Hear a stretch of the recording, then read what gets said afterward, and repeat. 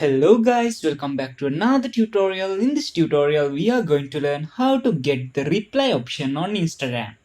It's pretty quick and easy to do. Open your Instagram app. First, you need to tap on this message icon in the top right corner. Here you can see all the people you have messaged.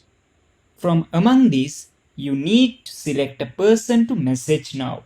So, click someone in here. Now you can see your chat history. Now click on a message. Here you can react to that message by using these emojis. And you can reply, forward, copy and report that message very easily. By using this reply option allows you to reply to that message directly. And by using this forward option you can send that message for others. You can copy that message by clicking this copy option, and you can report that message by clicking this report option in here. Next, tap on here in the bottom. Then you can type any message in here and send it.